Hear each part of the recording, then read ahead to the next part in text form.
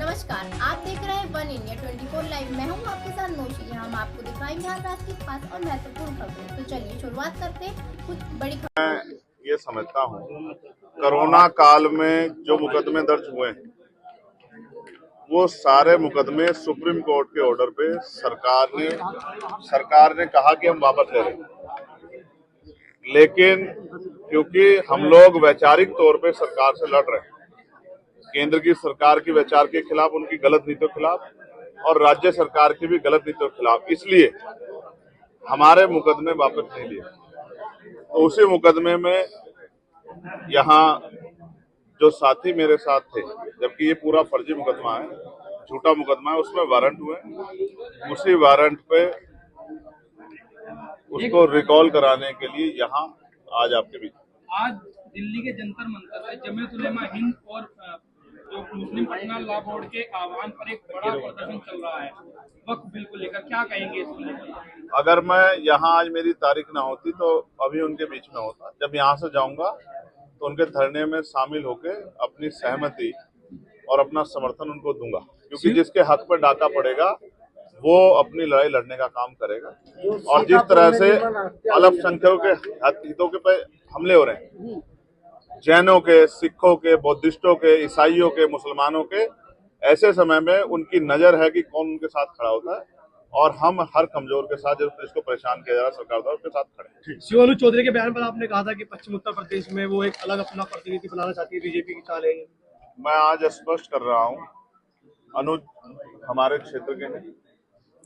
मैं उनको भी कहना चाहता हूँ कि वो किसी सरकार की राजनीतिक साजिश के शिकार ना हो जाए। वो किसान परिवार से आते हैं। जिस दिन सरकार का मतलब निकल जाएगा, वो दूध में से मक्खी की तरह निकाल के उनको फेंकेंगे, और वो जनता की नजरों में वो पार्टी बन जाएंगे, और दूसरी सरकारें जब बदलेंगी तो वो सरकार तो बदल जाएगी। तो नेता जो उनसे इस तरह के बयान या इनके बयान को जो इस तरह से जो है बढ़ावा दे रहे हैं, वो तो हट जाएंगे कुर्सी से, दूसरे आ जाएंगे। तो वो उनके खिलाफ कोई इस तरह की कार्रवाई ना करें, इसलिए क्योंकि उनके पिता ने भी चिंता जाहिर की है कि उनको कोई नुकसान हो सकता है। हालांकि वो तो खुद सुरक्षा कर रहे हैं वहां लोगों की, लेकिन मैं फिर ये स्पष्ट कहूंगा कि मैं समझता हूं कि उनको समय रहते जो है नजर रखना चाहिए कि जो वो कर रहे हैं जाने अनजाने में उसका फायदा सरकार को हो। आपने सदन में कहा है कि ईद को लेकर के सरकार और धर्म के आयोजनों के लिए पैसा खर्च करती है। ईद आ रही है, हम देखेंगे कितना खर्च करेंगे। बहुत अच्छी बात, बहुत अच्छा सवाल आपने रखा। ये देश धर्मनिरपेक्ष राष्ट्र है, यहाँ सभी धर्मों का सम्मान होता है, और भारतीय जनता पार्टी का नारा है सबका साथ सबका विकास। तो जिस तरह से अब ईद का त्योहार आ रहा है, अभी सदगुरु रविदास महाराज जी की जयंती की, उसमें तो कोई मदद नहीं की, उसमें तो छुट्टी भी घोषित जो है मेरे लड़ने के बाद रात में की 6-6:30 बजे। तो उस पे तो कोई मदद, उस तरह कोई सहयोग जो है उसको बढ़ावा देने के लिए नहीं किया। तो मैंने मांग की है कि ईद पे हम देखेंगे कि सरकार जो है इतने बड़े समाज के धार्मिक आस्था के पर्व पे क्या जो है बजट देगी। उसके बाद क्रिश्चियंस के त्योहार आएंगे, जैन समाज के त्योहार आएंगे, सिख समाज के त्योहार आएंगे।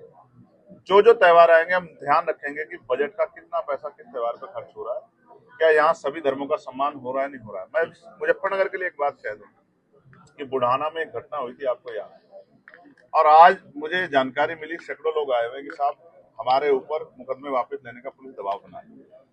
मैं पुलिस के अधिकारियों को कहूंगा कि ये व्यवहार उनका अच्छा नहीं। अगर वो इस तरह से लोगों को डराने का काम करेंगे तो फिर उनके खिलाफ भी एक बड़ा आंदोलन हम लोगों को जो है करना पड़ेगा, क्योंकि किसी को भी डराने का, धमकाने का, जोर जबरदस्ती करने का अधिकार संविधान किसी को नहीं देता। राम जी के जन्म दिवस पर बहन जी ने मांग की जाति जनगणना हो, नहीं होनी चाहिए जातिगत जनगणना, और मैं तो मान्य और काशीराम साहब को भारत रत्न दिया जाए, क्योंकि वो रहबरों के सबसे बड़े नेताओं में से एक है। ऐसी मैं जो है मांग करता हूँ आज के। आपको लगता है कि सरकार देगी? जैसे नहीं देगी तो जब हमारे आ जाएगी हम देंगे। औरंगजेब की खबर को लेकर बड़ा मुद्दा बनाया जा रहा है इस वक्त। ये कहाँ पर है? महाराष्ट्र में। तो आप तो यहाँ उत्तर प्रदेश की न्यूज कवर कर रहे हो। अब जब महाराष्ट्र जाऊंगा तो उनका जवाब देंगे जी, गन्ने पर इस बार मूल्य नहीं बढ़ा, लेकिन मैंने अभी आपके पार्लियामेंट में उठाया, आपको पता नहीं पता है, मैंने बिजली का बिल माफ किया जाए, खाद जो है उस पर जो है सब्सिडी और बढ़ाई जाए, यूरिया में के उसमें जो यूरिया का वितरण है उसमें पारदर्शिता हो, सबको मिले, और गन्ने के मूल्य में वृद्धि और 14 दिन के अंदर मिले, और किसानों को जो है जो 6,000 रुपए सम्मान निधि मिलती है उसको बढ़ा के 24,000 रुपए की, ये मैंने मांग उठाई है पार्लियामेंट। आखिरी सवाल है, किस तरह की तैयारी चल रही है अब? तो ये अभी जिला पंचायत देख लेना, उससे आपको पता लग जाएगा। आखिरी सवाल है, बीजेपी के एक विधायक ने कहा है कि मुसलमानों के लिए इलाज के लिए अलग बोर्ड बना दो। जयंत चौधरी ने उसका विरोध करके कहा है कि मोहतरमा इलाज की जरूरत है। अब आप देख लो, जो लोग सरकार में शामिल हैं वो भी गलत चीजों को स्वीकार नहीं कर रहे हैं। तो मेरे जैसा संविधान को मानने वाला व्यक्ति तो यही कहेगा कि ये सरकार में बैठे लोग जिस तरह का प्रयोग कर रहे हैं, मुख्यमंत्री को संज्ञान लेना चाहिए कि उनकी सरकार, उनकी प्रदेश की सरकार प्रदेश को किस ओर ले जाना चाहती है। ऐसे सारे अधिकार सारे कर दी गई है, उसके बारे में आपको क्या लगता है? और अगर आपको याद हो, उस पत्रकार की मांग उसकी आवाज मैंने पार्लियामेंट में भी और एक्स के माध्यम से भी उठाई, और मैं आपके माध्यम से कह रहा हूं कि सरकार को पत्रकारों की सुरक्षा सुनिश्चित करनी चाहिए और उनको भी, वकीलों को भी और इनको भी जो है कानून बना के इसका लाभ देना चाहिए कि वो जिस धर्म को निभा रहे हैं बाद में उनके रिटायरमेंट के बाद उनका ख्याल रखें। जयंत चौधरी को चाहेंगे 27 के विधानसभा चुनाव में आप चाहिए? जब जैन जी इस पे बात करेंगे तब आपको बताऊंगा। धन्यवाद।